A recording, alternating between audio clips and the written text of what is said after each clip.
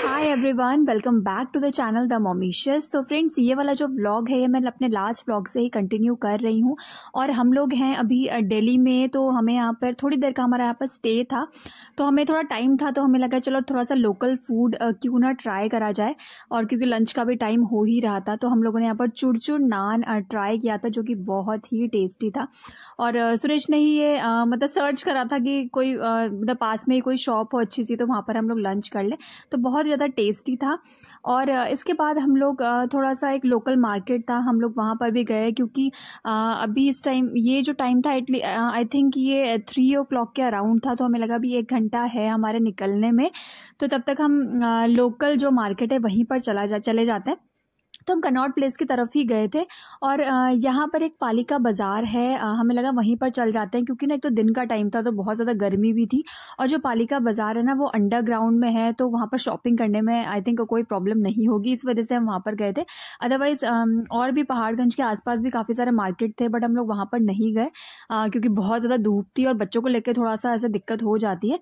तो ये वाला जो मार्केट है ना, बिल्कुल अंडरग्राउंड है, तो यहाँ पर कोई भी प्रॉब्लम नहीं है। आप इजीली दिन में गर्मी हो, धूप हो, कुछ भी हो, आप यहाँ पर शॉपिंग कर सकते हैं।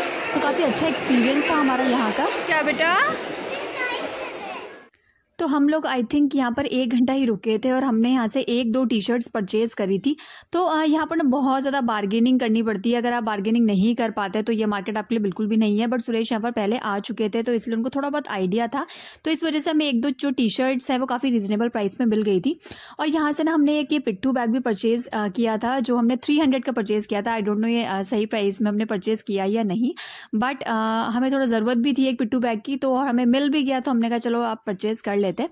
उसके बाद हम लोग बस घर के लिए हम लोग निकल गए थे, घर के लिए आई थिंक होटल के लिए निकल गए थे।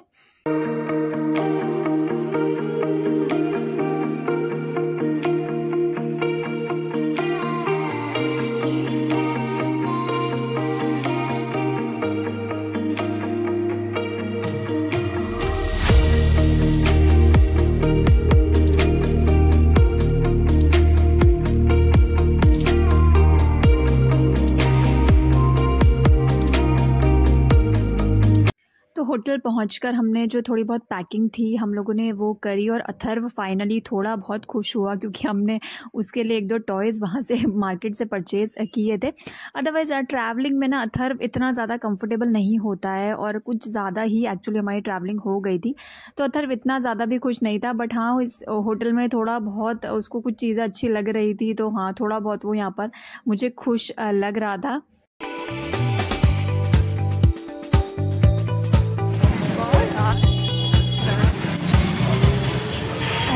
दिल्ली की स्ट्रीट्स इतनी सुंदर सज रखी थी, क्योंकि दिवाली का ही ये टाइम था, तो बहुत ही सुंदर लग रही थी।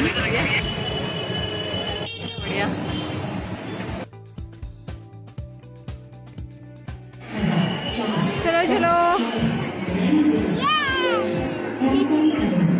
कहाँ चलना है लोग? तो फाइनली हमें हमारी फैमिली मिल गई थी स्टेशन में। मेरी मम्मी, भाभी, भाई सब आए हुए थे, क्योंकि हम लोग जा रहे हैं वैष्णो देवी। हमारी जो ट्रेन है वो है दिल्ली टू कटरा, और हमारी जो ट्रेन थी वो 7:30 की थी आई थिंक, और ये शिव शक्ति एक्सप्रेस है जो दिल्ली टू कटरा चलती है। तो मामू के आने के बाद तो अथर्व पूरी तरीके से हमें भूल ही जाता है, वो सिर्फ मामा मामी पे ही चिपका रहता है।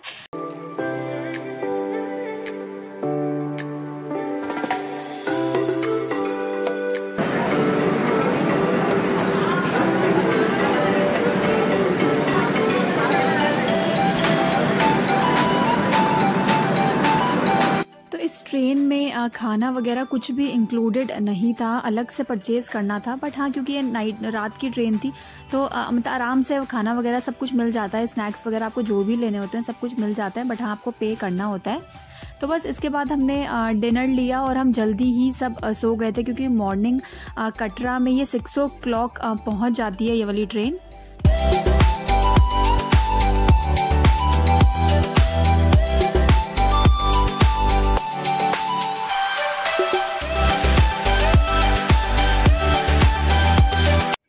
6 o'clock के अराउंड हम लोग कटरा पहुंच गए थे और ठंड भी यहाँ पर ठीक ठाक ही थी।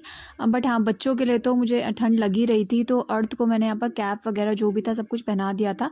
बट अर्थ को कैप पहनाना इज़ नेक्स्ट टू इम्पॉसिबल, बहुत ही दिक्कत का काम है। बिल्कुल भी उसे कैप की हैबिट नहीं है। उसको जब भी कैप पहना रहे थे वो उतनी बार ही वो उसे खींच रहा था, तो बहुत ही ज़्यादा प्रॉब्लम हो रही थी।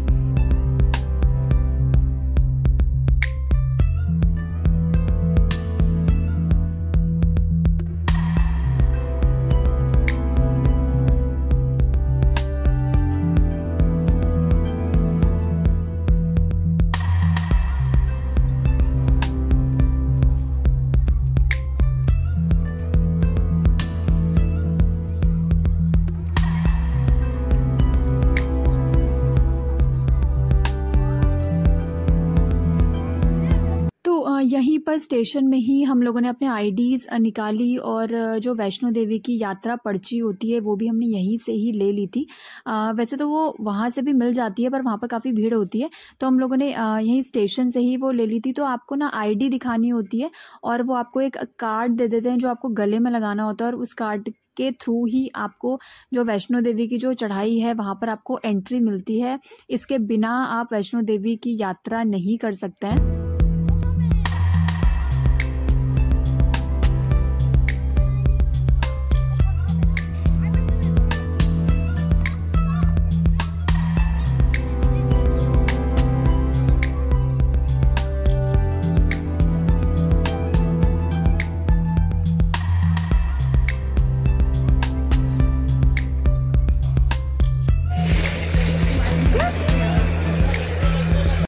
तो स्टेशन से ऑटो लेकर हम लोग होटल में आ गए थे और यहाँ पर हमने जल्दी से हम सब फ्रेशअप हुए और रेडी हुए जाने के लिए।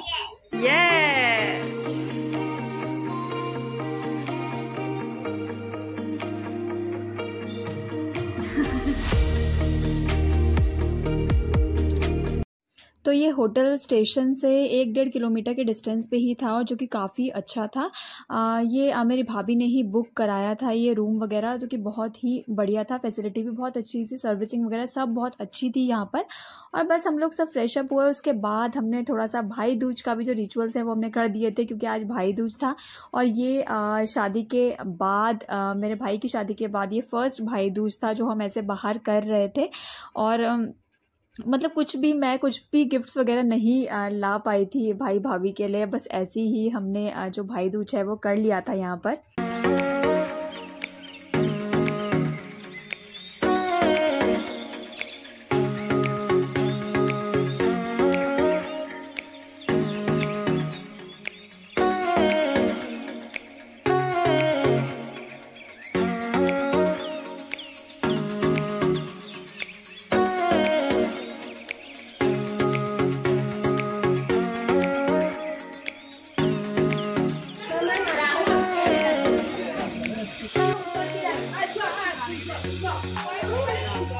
अभी जितने भी हम ये ओवर पैक हो रहे थे ना, कितनी लंबी लाइन लग रही बाहर, किस चीज़ की लाइन है?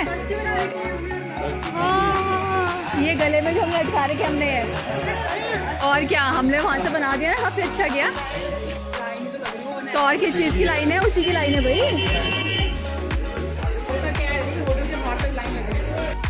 तो ये इतनी लंबी लाइन जो यहाँ पर लगी हुई थी, ये यात्रा पर्ची बनाने के लिए ही लगी हुई थी, जो थैंकफुली हम लोगों ने स्टेशन में ही बना लिया था, क्योंकि ना बहुत लोगों को पता नहीं होता है कि स्टेशन में भी जो यात्रा पर्ची है वो कटती है।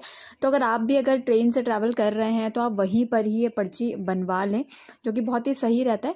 उसके बाद हम लोग ने ब्रेकफास्ट किया। तो पहले हम सोच रहे थे कि ब्रेकफास्ट नहीं करेंगे, बट भूख भी लगी हुई थी तो हमें लगा चलो पहले ब्रेकफास्ट ही कर लेते हैं, उसके बाद ही हम लोग निकलेंगे।